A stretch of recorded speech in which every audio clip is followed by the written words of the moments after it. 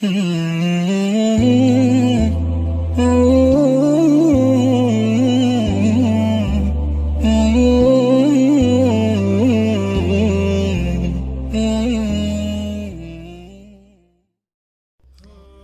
نام کردگاری هفت افلاک که پیدا کرد آدم از کف خاک.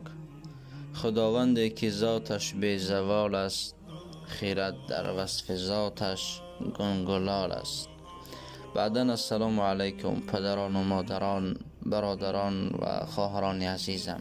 تصمیم گرفتیم با خواهش بعض برادران درباره حضرت بلال، خداوند از او راضی باشد، کمی صحبت کنیم. میگوید حضرت بلال مردم را به گریه آورد. حضرت بلال، خداوند از او راضی باشد، اولین کسی بود که به فرمان پیامبر خدا درود بر او در مسجد نو ساخته مدینه منوره با آواز دلنشین خود اذان گفت و نزدیک به 10 سال بود که اذان همچون مسئولیت گشته بود. همه مردمان را نیز از آواز او خوش می آمد. اما حضرت بلال، خداوند از او راضی باشد، پس از وفات دوست داشته اش پیامبر گرامی طاقتی در مدینه ایستادن را نکرد و به نزد خلیفه اول مسلمانان حضرت ابوبکر صدیق، خداوند از او راضی باشد، آمد و گفت: ای خلیفه پیامبر خدا، من از رسول خدا صلی الله علیه و سلم شنیده بودم که می گفت بهترین عمل مؤمن در راه خدا برآمدن است. ابوبکر صدیق، خداوند از او راضی باشد، گفت: چی گفتن میخواهی ای بلال؟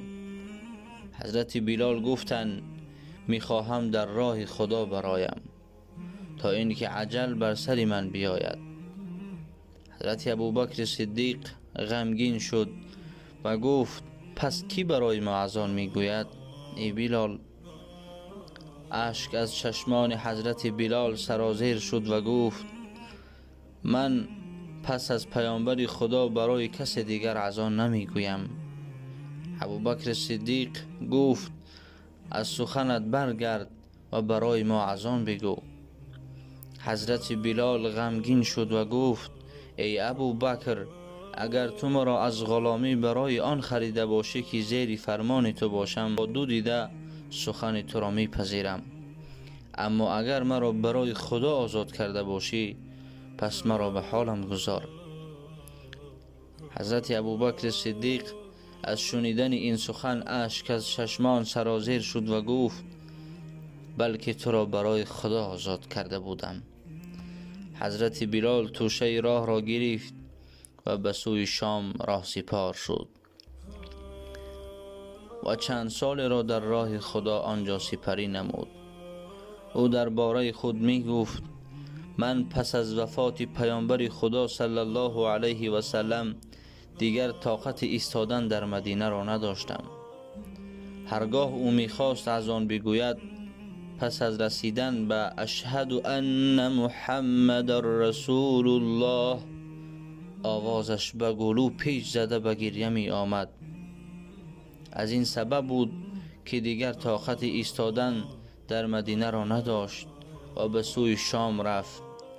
پس از گذشتن سالها حضرت بلال، خداوند از او راضی باشد، پیامبر خدا را در خواب دید که می گفت: این چی دوری است ای بلال؟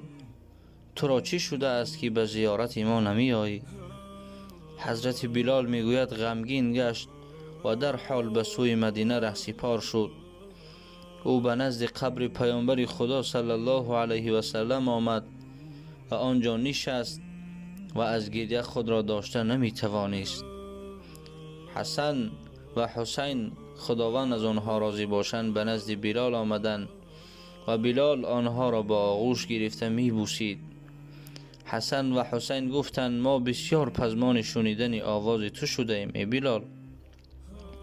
از تو می خواهیم بامدادان برای ما اذان بگویی. حضرت بلال گفت: ای فرزندان پیامبر خدا، من چاره ای ندارم مگر این که خواست شما را بپذیرم. بامدادان حضرت بلال بالای مسجد برآمد و با آوازی دلنشین و شناخته که سالها آن را اهل مدینه نشنیده بودند گفت: الله اکبر، الله اکبر. همه حیرت زده شدند و چون گفت: اشهد ان لا اله الا الله، مدینه را میگوید لرزه فرا گرفت. وقتی به اشهد ان محمد رسول الله رسید، همه زنهای مدینه از خانه ها بیرون آمدند که هیچگاه چنین روز پرگریه پس از وفات پیامبر خدا دیده نشده بود. حضرت بلال پس از زیارتش باز به سوی شام برگشت.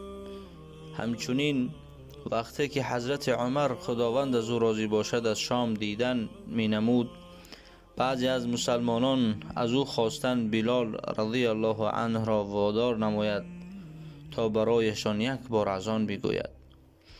عمر خداوند از او راضی باشد از حضرت بلال را به نزدش خواند و چون وقت نماز رسیده بود خواست از آن بگوید. حضرت بلال بالای بلندی برآمد و از آن گفت.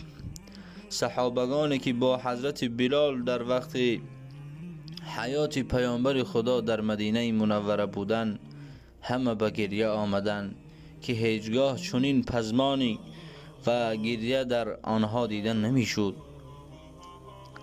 حتی خود حضرت عمر رضی الله عنه از همه بیشتر به گریه آمد.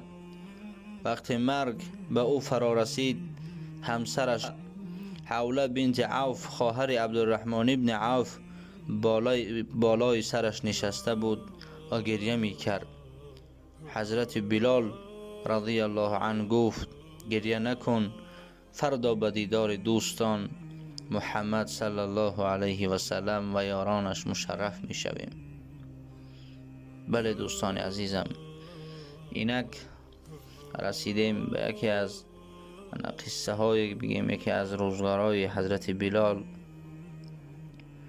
از خداوند خیش دعا، تمنا و التجا داریم که پروردگارا ما را در روز قیامت با پیامبرمان و اهل اصحاب او خداوند از آنها راضی باشد، در روز قیامت ما را محشور بگردان. پروردگارا ما را به حال خود نگذار. با شما بودم بنده عبدالله، یکایک شما را از برای الله پاک دوست می دارم. خدایا را مددگار ما و شما باشد. السلام علیکم و رحمت الله تعالی و برکاته.